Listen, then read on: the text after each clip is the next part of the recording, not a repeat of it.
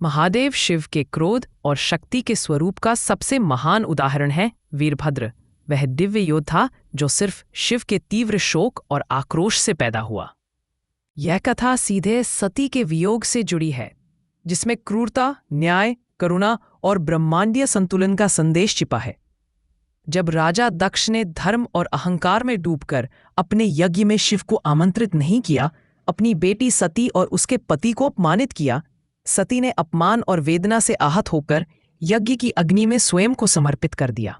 शिव सती के इस वियोग से गहरे शोक और असीम क्रोध में आ गए। उन्होंने अपना जटा का एक भाग भूमि पर पटककर उसकी ऊर्जा से एक महाशक्तिशाली योद्धा उत्पन्न किया, वीरभद्र। वीरभद्र का रूप अद्वितीय था, अनेक भुजाओं वाले, अग्नि सी आंखों वाले, शस्त्रों और अस्त्रों से सुसज्जित, क्रोध में तल्लीन। उनके प्रचंड तेज से देवता, असुर, ऋषि सभी भयभीत हो गए। शिव का क्रोध न्याय की रक्षा और अधर्म के विनाश के लिए था। वीरभद्र और उनके साथ भद्रकाली उत्पन्न हुए, जिन्होंने शिव के गणों के साथ मिलकर दक्ष के यज्ञ को तहस नहस कर दिया। यज्ञ स्थल में भग्नता फैल गई, सभी देवता भाग गए। वीरभद्र ने दक्ष का सिर काट दिया, असंख्य देवताओं को घायल किया और यज्ञ विधि भंग कर दी। एक ओर सिद्धि का पर्व, दूसरी ओर न्याय और करुणा का संगम था। शिव की यह लीला क्रोध के माध्यम से सत्य के राज को उजागर करने वाली थी। वीरभद्र असल में शिव की ही शक्ति थे, न्याय के रक्षक, क्रोध के ब्रह्मांडीय संतुलन के संवाहक।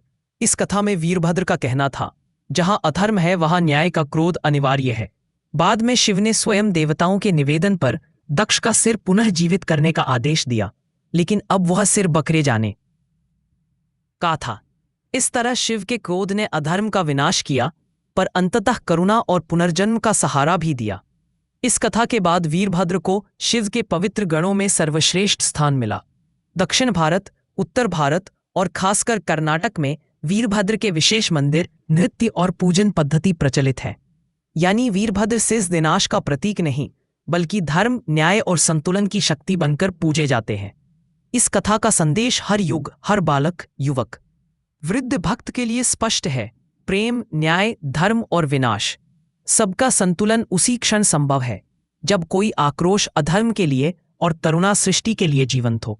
शिव का क्रोध स्वयं में असीम शक्ति है, लेकिन उसका उपयोग केवल भलाई, सत्य और धर्म की रक्षा के लिए ही उचित है।